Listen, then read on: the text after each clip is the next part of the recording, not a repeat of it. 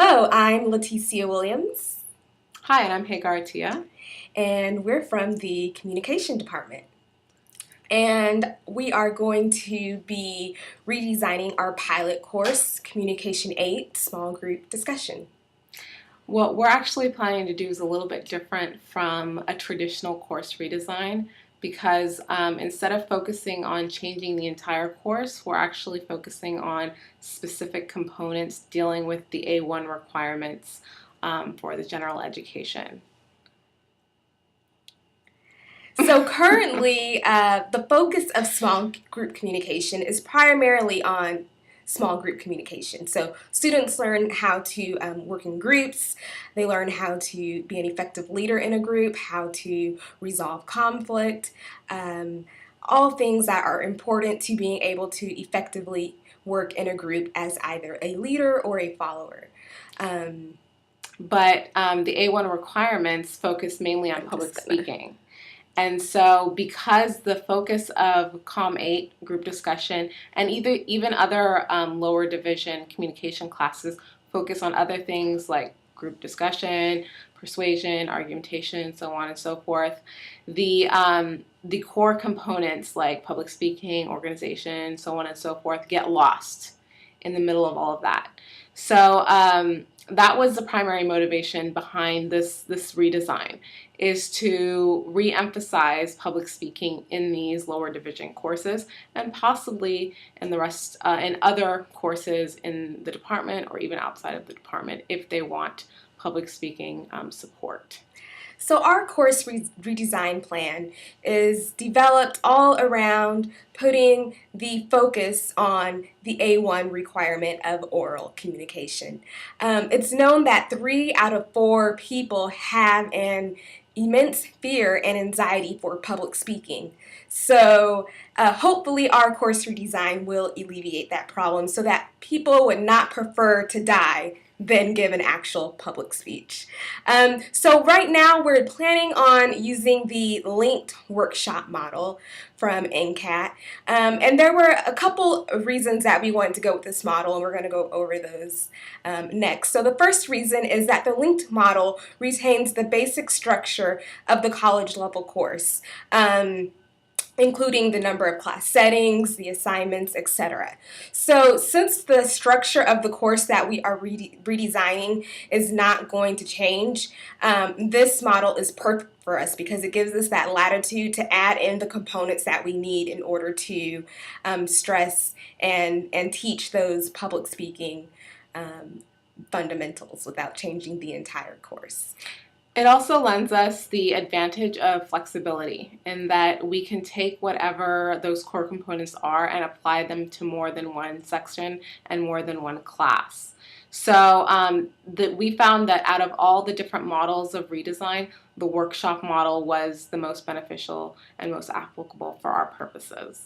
And lastly, the workshop activities are just-in-time activities, which means that they're designed so that students use the concepts during the next core class session.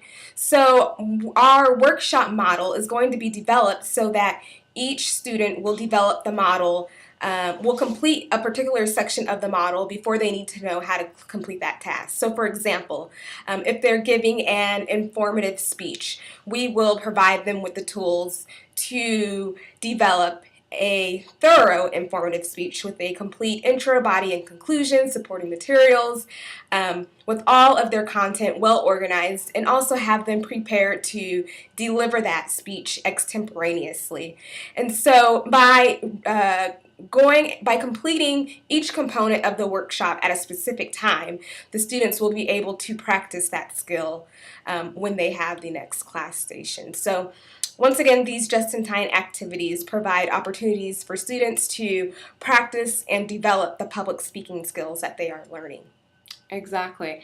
In terms of like how is this redesign going to be different from what is currently being implemented?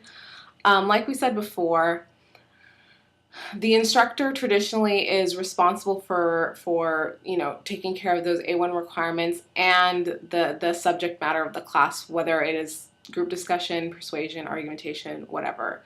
Sometimes instructors can do that well, and sometimes they may not.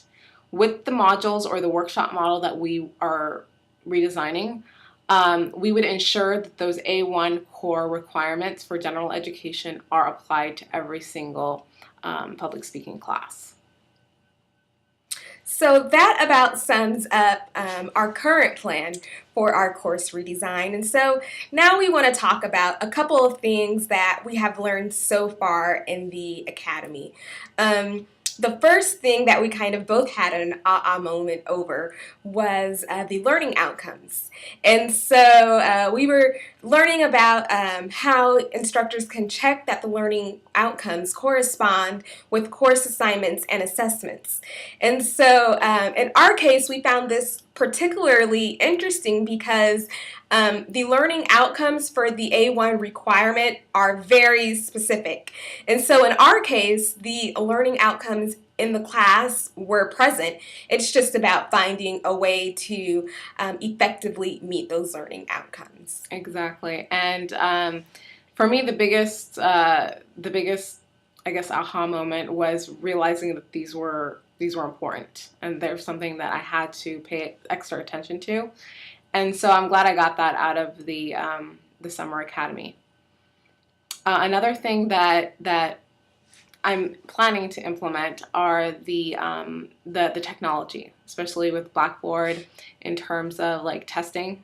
I usually stick to the paper exam and the Scantron, but through the presentations today, I've noticed that Blackboard is a far more effective tool to administer tests and to grade them and to alert students who may need help later on. So I'm planning to implement that little by little in the courses and in the workshop that we're working on right now. Right, and we also just want to try to use more effectively tools that are available online. So another thing that was kind of interesting was the Google Docs and how we could use those to allow students to give peer reviews of their work. So for us, since we're going to have these workshops online, it would also be helpful to have students also peer review each other's work just so they can get that extra step of critiquing in public speaking, which is also an important part of oral communication, being able to analyze a rhetorical message or a persuasive message or the information that you're coming across. Fantastic.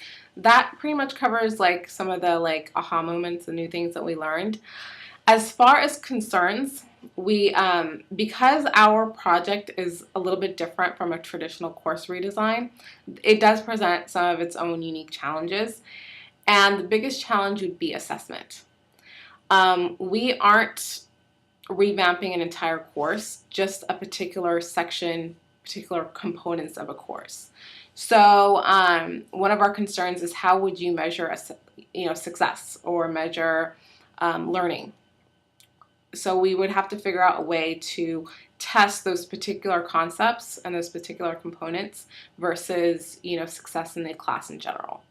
And I think that's something that we would have to work individually on with Chris, I think. Right. Yeah. Mm-hmm. I mean, because with public speaking, some of the obvious signs of success would be a student successfully giving a presentation without passing out, crying, or needing to be rushed to the health center on campus. But that doesn't really work for our instructional assessment purposes. Mm-hmm. Exactly.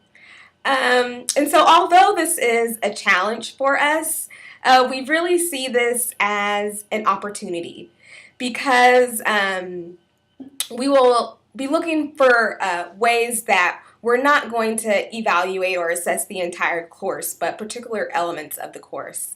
And so we really see this as an opportunity, hopefully, to contribute to the redesign